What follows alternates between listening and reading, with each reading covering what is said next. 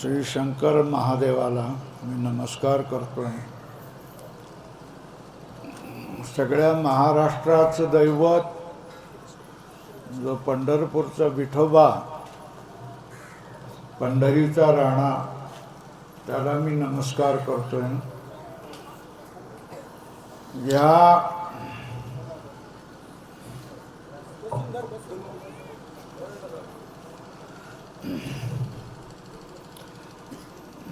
पंढरपूरच्या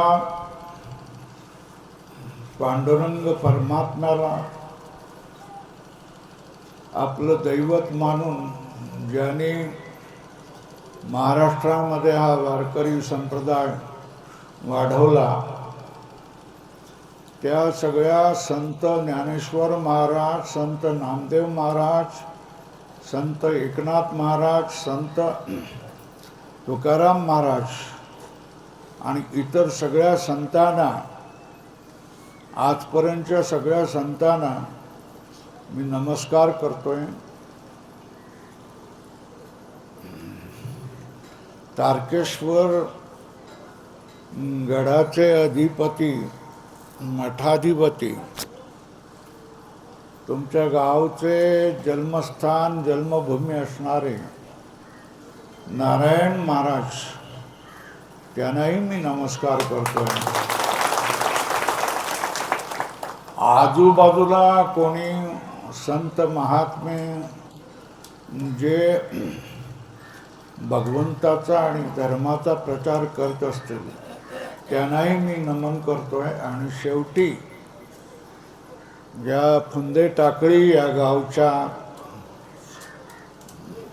भजन करणाऱ्या मंडळींना, भजन्यांना, मृदुंगवादक, टाळकरी, इथे आलेले जे कीर्तनकार मंडळी आहे, यांनाही नमस्कार करतोय. आणि या भाविक महिला या ठिकाणी सगळ्याच कार्यक्रमाला शोभा आणणाऱ्या असतात, त्यांनाही मी नमस्कार करतोय. ह्या सगळ्यांना नमन झाल्यानंतर इथे मी येण्याचं कारण फुंदे सरांचं आणि आमची ओळख होती. फुंदे सर सामाजिक कार्यकर्ते आहेत, मला येऊन भेटून गेलेलं आहे. मी त्यांच्या घरी एकदा जाऊन आलेलो होतो. त्याने मला नुसतं फोनवर सांगितलं की स्वामीजी, तुम्ही जसं सांगतात, तुम्ही जसं बोलतात, तशा तऱ्हेने कीर्तनाचा सप्ताह करण्याचा आम्ही प्रयत्न केलेला आहे.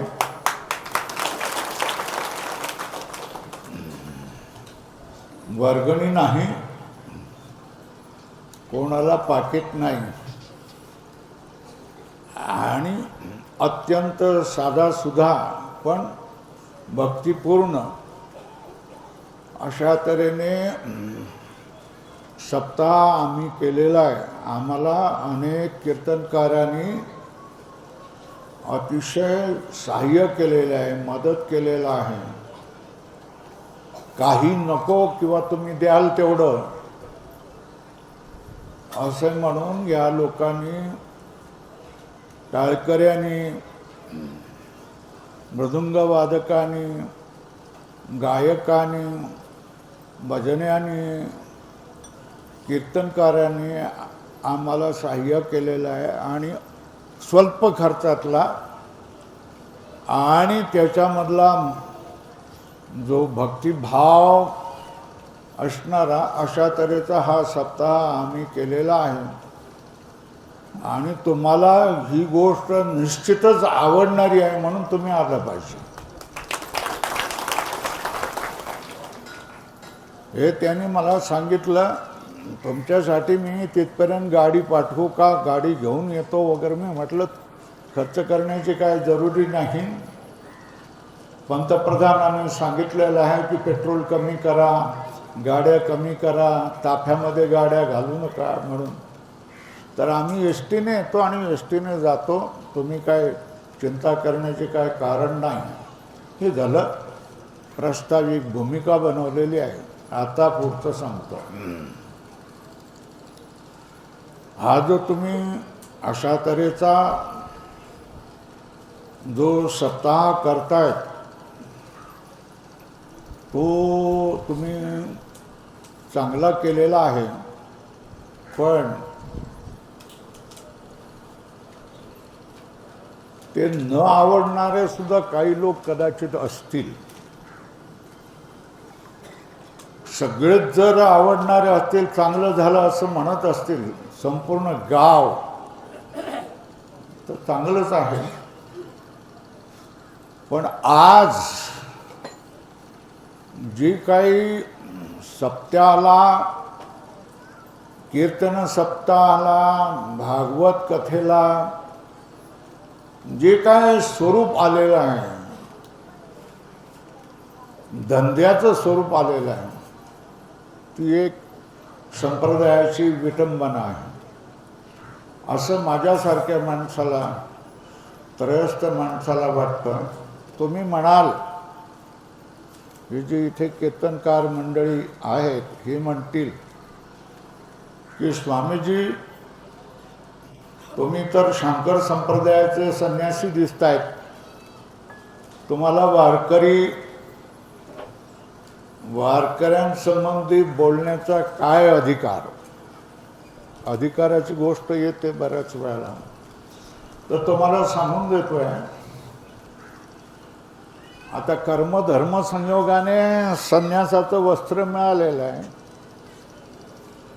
स्वतःला जाणण्यासाठी आम्ही ऋषिकेशला गेलो, तिथे 10 वर्ष शिक्षण केलं,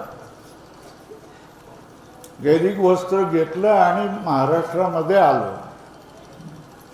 माझ्याजवळ शिकायला येणारे वारकरी आहेत, मला जीव घालणारे वारकरी आहेत, मला मोठं केलं ते वारकरी आहेत. आणि माझ्याजवळ आता इथे आल्यानंतर जे गुरुकुल वेदांताचं काढलेलं आहे त्याच्यामध्ये सुद्धा येणारे वारकरीच आहे, एकही ब्राह्मण नाही आहे. सगळे बहुजन समाजाचे आहेत. आणि मी कधीही कोणाचं शेंडी जानवं बघून काय कोणाला प्रवेश दिला नाही. स्वामीजी मला शिकायचं आहे, शिक बाबा, पाठ कर, शिक्षण कर. 4-4 वर्ष आळंदीला राहून परत 8-8 वर्ष माझ्याकडे राहिलेली मुलं आहेत. आणि त्यांनी संतवाङ्मयाचा चांगला अभ्यास केलेला आहे आणि वेदांताचाही चांगला अभ्यास केलेला आहे. अशा तऱ्हेने 12-12 वर्ष ज्यांनी परमार्थामध्ये काढलेली आहेत अशी माझी मंडळी, कदाचित तुमचे मित्रही असतील, ह्या लोकांनी जागोजागी जाऊन माझ्या पठडीमध्येच सगळ्या ठिकाणी प्रचार केलेला आहे, करतायत, आश्रम करतायत, गुरुकुलं काढतायत. तेव्हा मी आपला एक गैरिक वस्त्रामध्ये दिसलेला असलो तरी पूर्णपणे मी वारकरी संप्रदायाचाच आहे आणि मी रामकृष्ण हरीच म्हणतोय आणि कोणालाही बोलवताना रामकृष्ण हरीच म्हणतो. तेव्हा तुम्हाला म्हणायचं असेल की हे काय वारकरी नाही आहेत, म्हणा बापडे, माझ्यात काही फरक पडत नाही, माझ्यात फरक पडत नाही. आमच्या संप्रदायामध्ये ज्या गैरिक वस्त्रधाऱ्यामध्ये ज्या काही गोष्टी चालतात त्याच्याविषयी मी बोलतोय. जे संप्रदाय वेगवेगळे आहेत आणि जे साधू महात्मे वगैरे जे आहेत ते केवळ आणि केवळ भगवंताचा प्रचार प्रसार करण्यासाठीच आहेत आणि सामान्य माणसाला बोध देण्यासाठी आहेत. जे कोणी सण सोहळे, हरिकथा, सप्ताह या गोष्टी ज्या होतात या सामान्य जनांना भगवंताची ओळख करून देण्यासाठी असतात. बैसता संताचे संगती कळो आले कमळापती नाटामध्ये आपले तुकाराम महाराज म्हणतात, संताच्या साधू संतांच्या जवळ आपण बसलो तरच आपणाला देव कसा आहे हा कळेल, नाहीतर आपला खापर पंजा आजा वडील आणि आपण हे सगळे अगदी लोणच्यामध्ये लोणचं जसं मुरलेलं असतं किंवा आंब्याचा मुरंबा जसा मुरलेला असतो तशा तऱ्हेने आपण पिढ्या संसारामध्ये अगदी मुरलेलं असतो. संसाराशिवाय आपणाला काहीही कळत नाही आणि संसारामध्येच आपण सुख घेतो, सुख शोधण्याचा प्रयत्न करत असतो. पण या संसारामध्ये सुख नावाची गोष्टच नाही आहे. संसाराचंच नाव दुःख आहे आणि दुःखाचंच नाव संसार आहे. तेव्हा महात्म्याच्या संगतीमध्ये बसलो तरच आपणाला तो परमात्मा कसा आहे तो कळणार. परमात्मा जर कळला तरच आपणाला परमसुख मिळणार आहे. परमात्मा जर आपणाला कळला, भगवंत जर आपणाला कळला तर आपल्या वाट्याला आलेलं दुःख कमी होऊन जाणार आहे, भय कमी होऊन जाणार आहे, क्लेश कमी होऊन जाणार आहे, त्रास कमी होऊन जाणार आहे, मरणाचं भय कमी होऊन जाणार आहे, भवसागराचं भय कमी होऊन जाणार आहे. पण अशा तऱ्हेचे संत जर आपणाला मिळाले तर, आणि हा अशा तऱ्हेचा बोध आपण कोण आहे, भगवंत कसा आहे आणि संसाराचं स्वरूप काय हे समजून देणारे केवळ आणि केवळ संतच असतात. दुसरे सगळे जण तुम्हाला संसाराच्या मार्गालाच लावणार आहे. संत तुम्हाला देवाच्या मार्गाला लावत असतात. जी माणसं तुम्हाला, जे संताच्या वेशात आलेले लोक जर तुम्हाला संसाराच्या मार्गावरच लावत असतील तर ते संतच नाही आहेत, ते पाखंडी आहेत, बुवा आहेत. आणि असे लोक कोण आहेत? तुझं चांगलं करून देतो, तुझं काम करून देतो, तुला वशीकरण करून देतोय, तुला विरोधी जातोय तो त्याला नष्ट करून देतोय, तुझ्या मनासारखं करतोय. अशी जे सांगणारी माणसं आहेत ती माणसं संत नाही आहेत, ती ढोंगी पाखंडी लोक आहेत. आणि संतांचं काम हे आहे की हळूहळू सामान्य माणसांचं लक्ष संसारातून काढून भगवंताच्या स्मरणात, देवाच्या स्मरणामध्ये, देवाच्या साधनामध्ये त्यांना लावावं, हे साधू संतांचं काम आहे. आणि त्याच्यासाठी कीर्तनं आणि प्रवचनं असतात. मनोरंजन करण्यासाठी तमाशे आहेत, नाटकं आहेत, हास्यजत्रा आहेत. आणि तुम्ही जर मोबाईल काढून बघितलं तर त्या ठिकाणी तुम्हाला मनोरंजनच आहे. कीर्तनामध्ये तुमचं मनोरंजन करण्याची तुम्ही अपेक्षा करू नये असं मला वाटतंय.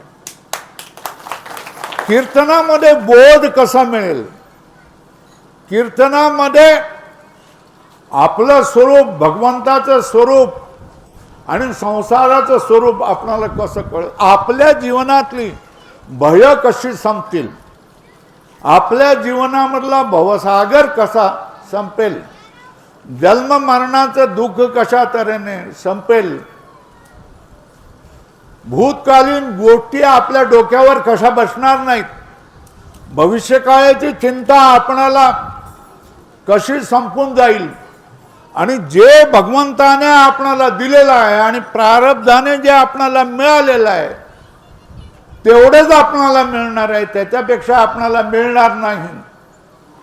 ही समज जर आपल्यामध्ये दृढ बसली तर आपल्या जीवनामधली दुःख कमी होऊ शकतात आणि आपण या जीवनामध्ये निश्चिंत होऊ शकतो, भयामधून मुक्त होऊ शकतो. ही गोष्ट आपणाला कोणी सांगितली पाहिजे? कीर्तनकारांनी, प्रवचनकारांनी सांगितले पाहिजे. बरोबर आहे. एकनाथ महाराजांनी सांगितलेलं आहे, कीर्तनाची मर्यादा सांगितलेली आहे. भक्ती ज्ञाना विरहित इतरा गोष्टी न कराव्या, प्रेम भरे वैराग्याच्या युक्ती विवराव्या, जेणे अंतःकरणी मोठी ठसावी श्री हरीची, ऐसी कीर्तन मर्यादा आहे संतांच्या घरची. आपणाला कीर्तनाची मर्यादा सांगून दिलेली आहे की भक्ती आणि ज्ञान याचा बोध कीर्तनकारांनी आपणाला केला पाहिजे. याचा अर्थ हा आहे की त्यांनी राजकारण कीर्तनाच्या वेळेला आणलं नाही पाहिजे. राजकीय अजेंडा कीर्तनकाराच्या कीर्तनामध्ये आणला नाही पाहिजे. कीर्तनाचा तमाशा किंवा एकपात्री नाट्य प्रयोग करता कामा नये. कीर्तनामध्ये संसाराच्या गोष्टी आणता कामा नये. कीर्तनामध्ये कीर्तनाची कॉमेडी करता कामा नये. पण आज आपण गावागावाला गेला आणि माझ्यासारखा माणूस देवाविषयी बोलायला लागला, भक्तीविषयी बोलायला लागला की माणसं म्हणतात की याला काही हसवताच येत नाही, याला काही हसवताच येत नाही. माय मावल्यानो आणि सगळ्याच भजन्यानो, कीर्तनकारांनो, कीर्तने हसवण्यासाठी नसतं. हसवण्यासाठी इतर मार्ग आहेत, मनोरंजनाचे इतर मार्ग आहेत. कीर्तन हे माणसाला देवाच्या नादाला लावण्यासाठी असतं. माणूस हा दोन पायाचा पशु आहे. त्याच्यातलं पशुत्व हटवून त्याला पूर्णपणे माणूस बनवणं आणि माणूस बनवून त्याला पुढे देवत्वाच्या स्वरूपाला प्राप्त करून देणं हे संताचं लक्षण आहे. जो संत आहे तो त्याच्या जवळ आलेल्या माणसाला पूर्ण मनुष्य बनवतो आणि पूर्ण मनुष्य बनवून पुढे देवत्वाला बनवतो. आज तुम्ही बघा, दोन पायाची माणसं नको ते पिऊन गटारामध्ये पडलेली असतात. म्हणजे काय झालं? हे पशुत्वाचं लक्षण आहे. गटारामध्ये डुकरं लोळतात. मनुष्याचं डोकं वर ठेवलेलं आहे, वर, सगळ्यात वर, आणि ते डोकं केवळ देवाच्या पायावर झुकवण्यासाठी आहे. पण माणूस जर नशा करून गटारामध्ये ते डोकं टाकत असेल तर ह्याच्यासारखं पशुत्व दुसरं काही नाही आहे. आणि नारायण महाराजासारखे संत ज्या गावाला लाभलेले आहेत त्यांनी कितीतरी लोकांना पशुत्वापासून माळ घालून मोकळं केलं आणि देवत्वाला लावलेलं आहे.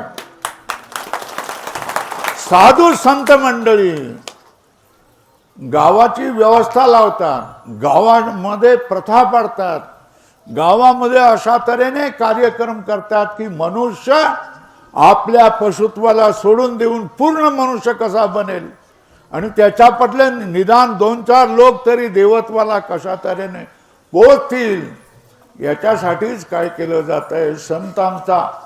संतांचा अवतार आहे. संत या भूमीवर येतात, आपल्या गावामध्ये जन्म घेतात. त्या संतांचं रक्षण करणं, त्या संतांना विक्षेप होणार नाही अशा तऱ्हेने आपलं वर्तन असणं, त्यांचा उपदेश ऐकणं आणि आपलं जीवन बदलणं हे आपल्याजवळ कर्तव्य येतं. पण ज्या वेळेला आजकालचे जे कीर्तनं आणि मोठ्या मोठ्या कथा आम्ही ज्या वेळेला पाहतो त्यावेळेला आमच्यासारख्या माणसांना लोक बोलावतात, पण आम्ही म्हणतोय आम्हाला यायचं नाही आहे. का? मग तुम्ही याच्यासाठी 10 लाख 15 लाख रुपये खर्च करणार आहेत सप्त्यासाठी. आता सप्ताह करणं म्हणजे लोकांकडून पैसे गोळा करणं. काढा 1000, काढा 2000, काढा 10,000, एकरावर काढा, जमिनीवर काढा, माणसावर काढा, वर्गणी करा. आता काय होतं बघा, हा एक धंदा झालेला आहे. हो, धंदा झालेला आहे. बघा, कीर्तन करायला पैसे द्यावे लागतात, बरोबर आहे. किती कीर्तन करायला किती पैसे द्यावे लागतात? हो, 2000 रुपये घेतला तो माणूस, दिला ना तर तो 2 माणूस नारळ फेकून देतो. नाही मला. मग किती पाहिजे? 5000 नाही. मग किती? 10,000. त्यानेही संतोष होत नाही. हो, 20,000 25,000 नव्हे 50,000 रुपये घेणारे कीर्तनकार आहेत. बोलतात किती तास? 1 तास बोलतात. बाकीचं सगळं कशामध्ये जातं? गायकामध्ये, वाजवण्यामध्ये. तो गायकही आपली काय करून देतो, गायकही आपली कला दाखवा लागतो. तो मृदुंगवाला पण बब बब बब बब बब करायला लागतो. काय बाबा, हो, हे बब बब बब कधी करतात सांगा? कधी करतात? हे शिमग्याला करतात ना. कीर्तनामध्ये बब बब बब करायचं असतं का? अरे, कसल्या या प्रथा तुम्ही काढलेल्या आहेत? चुकीच्या आहेत प्रथा ना. या असल्या चुकीच्या प्रथा पाडू नका. एक बाई ह्याच्यावर काम करते. कशावर काम करते? बांधकामावर काम करते. तिला 500 रुपये होतात. 8 तास कमर मोडून तिला काम करावं लागतंय. स्लॅब टाकायचं वेळ 8 तास 10 तास तिला काय करतोय, कणा मोडेपर्यंत तिला काम करावं लागतं. झोपली की एकदा झोपूनच जाते. अशी एवढं काम करावं लागतं आणि तिला मिळते किती? 500 रुपये. नंतर जास्तीत जास्त कोणी दयावान असला तर 1000 रुपये. 1 तासाच्या कामासाठी कीर्तनकारांना तुम्ही 25,000 30,000. आजकालच्या आधुनिक नवीन आलेली पोरं थोडीशी 2-4 10-12 कीर्तनं पाठ केली आणि कीर्तन करायला लागले. 1 रुपया कमी घेणार नाही. 15,000पेक्षा कमी, 25,000पेक्षा. ते चेले चपाटे त्यांचे सांगतात 1 रुपया कमी घेणार नाही. अहो, असल्या सगळ्या प्रकारामुळे काय झालेलं आहे, गावोगावच्या लोकांनी कीर्तनच घ्यायची नाही हे ठरवलेलं आहे. की माझं तुम्हाला हात जोडून इथे सगळे बसलेले आहेत. कीर्तनकारांना तुम्हाला हात जोडून सांगणं आहे की अंत बघू नका. ज्ञानेश्वर महाराजांनी कीर्तन करायचे, नामदेव महाराज कीर्तन करायचे, प्रसिद्ध आहे अभंग त्यांचे वाळवंटामध्ये कीर्तन करायचे. व त्यांचा रेट काय होता कोणी सांगता का तुम्ही मला? नव्हता. तर मग त्यांच्या वेळेला मृदुंगवाल्याचा रेट काय होता, गायकाचा रेट काय होता? काय नव्हता. अरे, सगळे मिळून येऊन काय करायचं, आनंदाने गायचं, भगवंताच्या विषयी चर्चा करायची, भगवंताची स्तुती करायची. मिळेल तो काला प्रसाद, भाकर तुकडा काय असेल ते ठेचा भाकरी अशी काला करून खायची आणि जायचं, आनंदात जायचं, देवाचं आपण काम केलं म्हणून. आजूबाजूला ज्या वेळेला कधी कथा पडायच्या त्यावेळेला आजूबाजूच्या लोक टाळ घेऊन मृदुंग घेऊन जायचे, त्याच्यामध्ये टाळ वाजवणारे टाळ वाजवतायचे. त्याला जर टाळ वाजवायला दिला तर त्याला मोठी मला सेवा मिळाली म्हणून आनंद व्हायचा. ज्याला थोडंसं गायनाची त्याला गायनाला उभं केलं तर त्याला आनंद वाटत, भूषण वाटायचं की मला उभं केलं.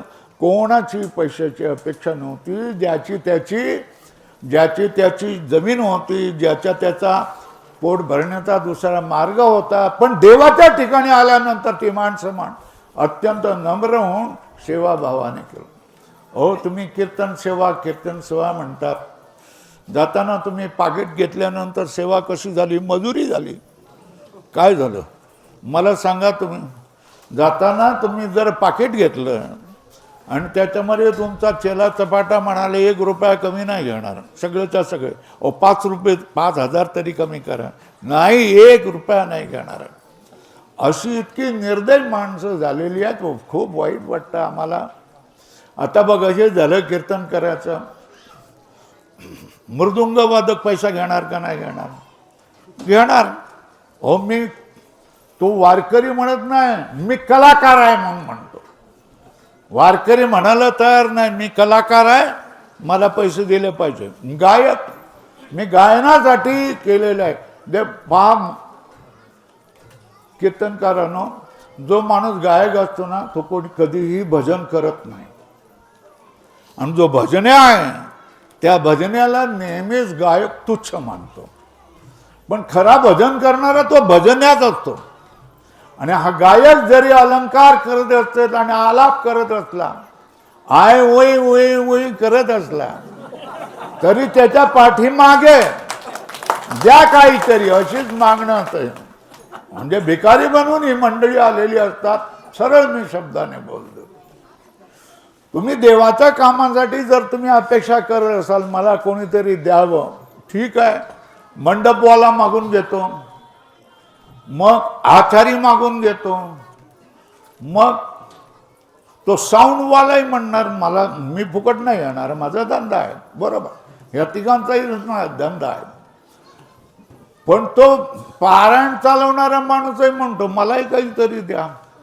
मग तो गाथा भजन करणारा माणूस म्हणतोय मलाही काहीतरी द्या. हे सगळे लोक कसं करणार? हात घेऊन आलेले बेकाऱ्यासारखे लोक आलेले असतात सप्ताहाच्या वेळेला. मला काहीतरी द्या, मला काहीतरी द्या. हे बघा, तुम्हाला या गोष्टीचं वाईट वाटत असेल तर मला पुढच्या वेळेला बोलवू नका, मी येणार नाही. आणि मला एकदा बोलवलं की दुसऱ्या वेळेला कोणी माणसं बोलवत नाही, मी सांगतोय. त्याच्यामुळे पण साधूने सत्य बोलायचं नाही तर कोण बोलणार आहे? संसारी बोलणार आहे का सत्य? आणि साधूला तुम्ही सत्कार करताय का? बोलवतायत का? पैसे देतायत का? धन देतायत का? असली काही अपेक्षा नसतो, तो त्याच्यामध्ये मग्न असतो. आज आम्ही 3 पाठ सोडून आलेलो आहे. मी फक्त काय फुंदे सरांच्या बोलण्यासाठी त्यांनी बोलवलं, एवढं काम केलेलं आहे, तुम्हाला यावं लागेल, तुम्ही जे सांगता तेच आम्ही करून दाखवलेलं आहे म्हणून मी आलेलो आहे. 3 पाठ सोडून जाऊन आलेलं आहे आणि माझ्या पैशाने मी आलेलो आहे. परत सांगतो, मी याला सांगितलेलं आहे त्यांच्याकडून पैसे घ्यायचे नाही म्हणून. आमच्या करताने आम्ही आलेलो आहे. वाहक आमच्या एसटीने आलेलो आहे. तर मग माझं काय म्हणणं आहे, आपण जे तुम्ही फुंदे सरांनी जे केलेलं आहे अशाच तऱ्हेने आपण हे सगळं करायचं असतं की आपलीच जवळची माणसं, मृदंगवाले आपलीच जवळची माणसं, टाळकरी माणसं आपलीच जवळची माणसं, कीर्तनकार माणसं यांनी एक दुसऱ्याला मदत केली पाहिजे. आणि ही चळवळ 10 गावामध्ये पसरवून टाका. आणि हे ज्या लोकांनी कीर्तनाचा धंदा केलेला आहे तुकाराम महाराजांनी कीर्तनाचे पैसे घेण्याविषयी निषेध केलेला आहे आणि त्यांना सराप दिलेला आहे की देणारा आणि घेणारा दोन्ही नरकामध्ये जातो म्हणून. हे आवडणार नाही बाकीच्या लोकांना. हे कीर्तनकार लोक म्हणतील, अरे कशाला या माणसाला बोलवलं तुम्ही सर, असं म्हणणार आहे. हे अभंग सांगणार नाही कोणी, कीर्तनकार सांगणार नाही, कारण त्यांच्या पोटावर पाय दिले जातील म्हणून. बरोबर आहे ना? त्याला काय करणार मी सांगा. तेव्हा मी हे सगळं एवढं सगळं कशासाठी सांगितलंय. आता कोणी गुरुकुल काढलं किंवा वारकरी शिक्षण संस्था काढल्या, अरे तुमच्या वारकरी शिक्षण संस्थांमध्ये कोण येणार आहे? अरे जो गरिबाचा माणूस आहे तोच येणार आहे ना. श्रीमंताची पोरं, अगदी महाराजाची पोरं तरी काय वारकरी शिक्षण संस्थेमध्ये येतील का? नाही. महाराज झाला, हे महाराज झाले तरी आपल्या मुलांना काय करणार तुम्ही? डॉक्टर, इंजिनियर, सरकारी अधिकारी, IAS अधिकारी करणार. महाराजाचा मुलगा महाराज होतोय असं जर असेल तर मी त्याला दंडवत घालायला त्यावर. अभिमान करायचा तो काय करायचा? माझे 3 मुलं डॉक्टर आहे असा महाराजाने अभिमान करायचा का? नाही. मग काय अभिमान करायचा? माझा खापर पणजोबा कट्टर वारकरी होता, आजा पणजोबा माझा कट्टर वारकरी होता, माझा आजा कट्टर वारकरी होता, माझे वडील कट्टर वारकरी होते, मी कट्टर वारकरी, आणि माझा मुलगा आळंदीला संस्थेमध्ये वारकरीच बनण्यासाठी, कीर्तनकार बनण्यासाठी जाणार आहे आणि त्याचा मुलगा देखील का होणार आहे? वारकरीच होणार आहे. अशी आपला अभिमान पाहिजे ना. हा आपला अभिमान पाहिजे ना. आता बघा, मला वारकऱ्यावर बोलण्याचा अधिकार आहे का नाही? अधिकार आहे, सांगा मला. हे ना, मी सांगतोय की वारकऱ्याने कुठला अभिमान केला पाहिजे. वारकऱ्याने अभिमान आपल्या वारकरीपणाचा, आपल्या संप्रदायाचा अभिमान केला पाहिजे. आणि या सगळ्या गोष्टी कशा असल्या पाहिजे? तुम्हाला संत म्हणून घ्यायचं असेल, संत म्हणून घ्यायला तयार नाही, मी कलाकार आहे म्हणायला लागतात. का म्हणायला लागतात? यांचा फ्लॅटमध्ये राहतात, बायकोला काय करतात? दागिने करतात, चांगल्या भारी भारी साड्या देतात.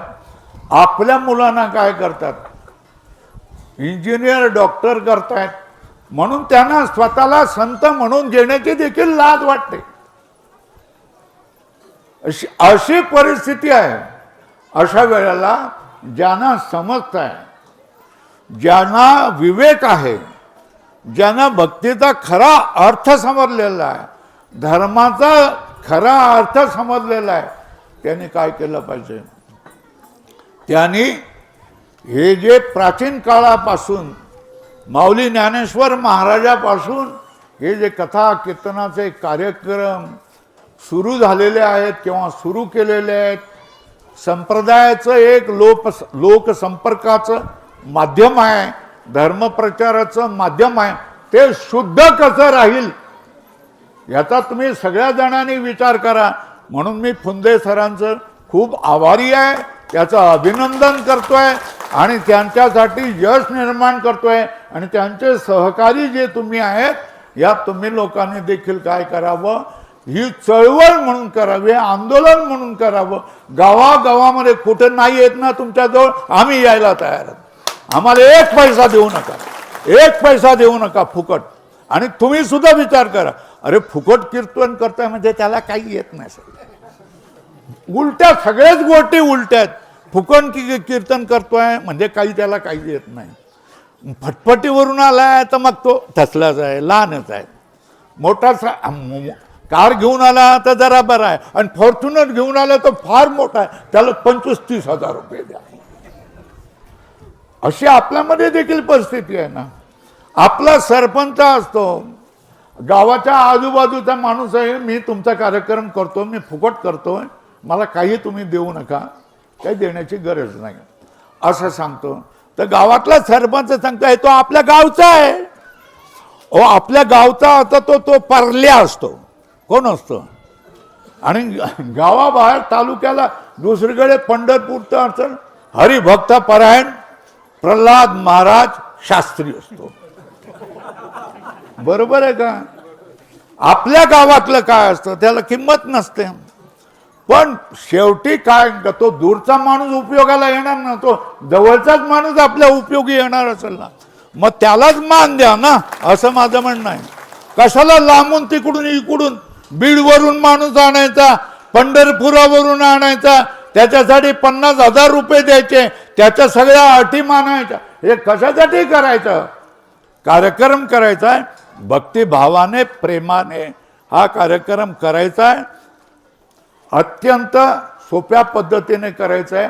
माणसं मानतात की लाइटिंग केलं, मोठा सभामंडप घातला, भारी 1.5, 2, 4 लाखाचा सभामंडप घातला की सगळं कसं मोठं होतं, आणि अशा लोकांना देण्यासाठी पैसेही तयार होतात. अरे तो सरपंचही सांगतो ना, अरे तो गावचा तिकडचा माणूस कशाला बोलवता, कोणाला बोलवा, इंदोरीकर महाराजला बोलवा. बरोबर, इंदोरीकर महाराज बोलवा, पण तो लाखभर रुपये घेणार, कोण देणार आहे? भजने म्हणणार. मग भजने म्हणणार आमची काही एवढी अवकात नाही आहे. तो म्हणाला तुम्हाला काय करायचंय, हे घ्या 1 लाख रुपये, पण इंदोरीकर महाराजलाच बोलवा. झालं ना? ही राजकारणी मंडळी काय करतात, गावागावामध्ये भजनाने आखलेले जे नियम आहेत, भजनाने आखलेल्या ज्या काही गोष्टी आहेत, जे नियमाप्रमाणे, संप्रदायाप्रमाणे, धर्माप्रमाणे ज्या गोष्टी करायच्या आहेत, त्याच्यावर बोळा फिरवणारी कोण असतात? ही राजकारणी मंडळी असतात. त्यांना सांगायचं राजकारणामध्ये तुम्ही काय बोलायचं ते करा, त्या राजकारणाने द्या, पण जे धर्मकारण आहे हे धर्मकारण आम्ही आमच्या नियमाप्रमाणे चालवणार आहे, हे खमकेपणे भजन्याने आणि कीर्तनकारांनी समजावून सांगितलं पाहिजे असं मला वाटतंय. पैसा देणाऱ्याला तुम्ही बोलू नका. सगळे व्यवहार स्वामीजी पैशानेच होत असतात. नाही, दाखवून दिलं ना फुंदे महाराजांनी. वर्गणी खरं आहे का?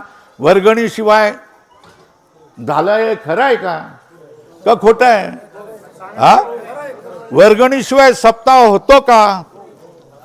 लोकांना विचारलं तर नाही होत, नाही तर आम्ही आमचा झाला म्हणून सांगा, आम्ही केला. बरोबर आहे ना? मग हे तुम्ही उदाहरण दाखवून दिलं ना, होत आहे. मग त्या लोकांना तुम्ही असं खमकेपणाने सांगितलं पाहिजे.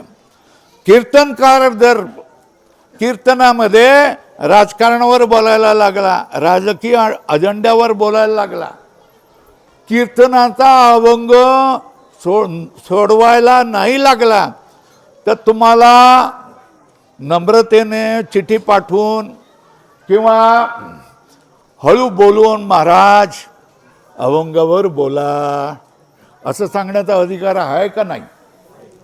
हा, आहे का नाही? भजन्यांना तरी बोलण्याचा अधिकार आहे की नाही?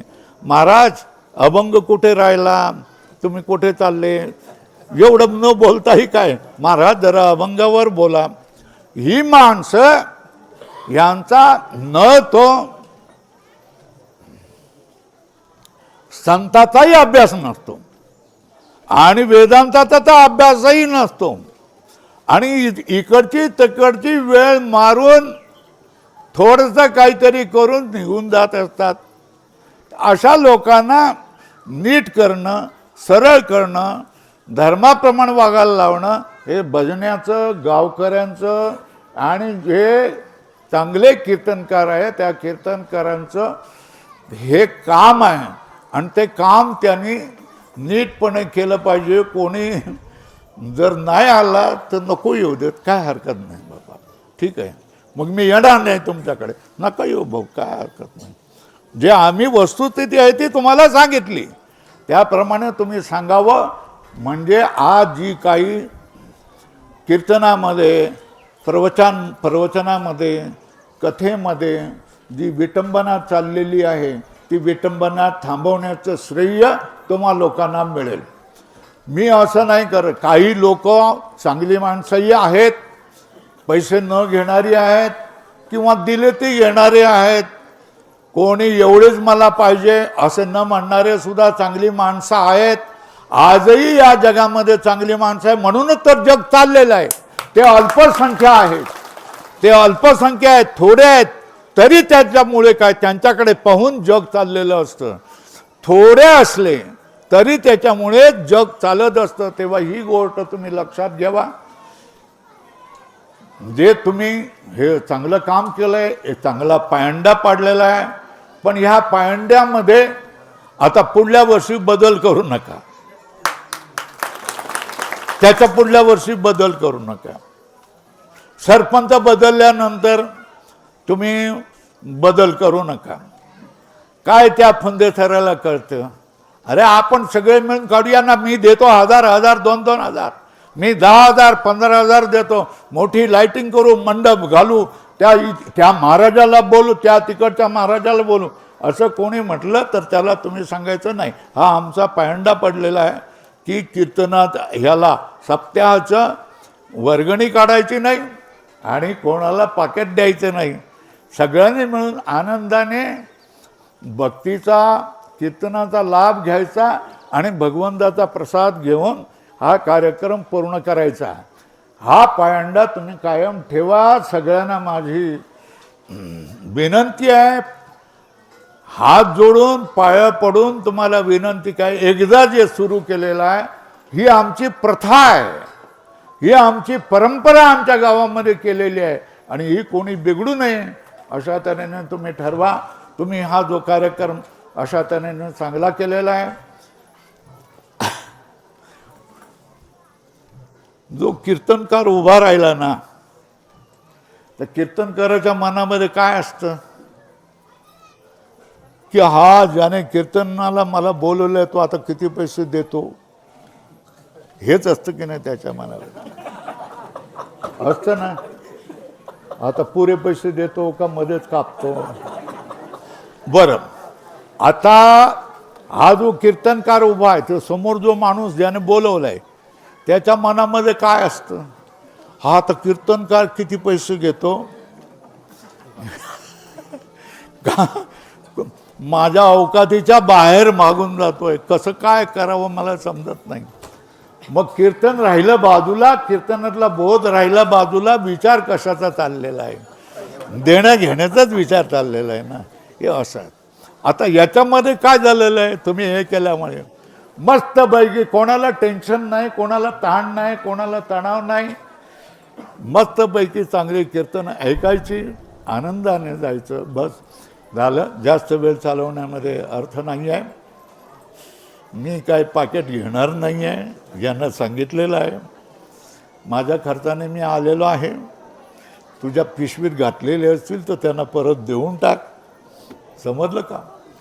आम्ही आमच्या खर्चाने आलो आहेत, आम्ही आमच्या खर्चाने जाणार आहोत.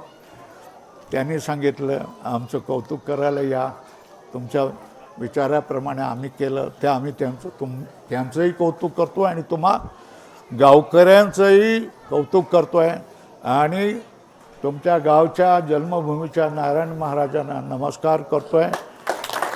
आणि पुंडलिक वरदा हरी विठ्ठल.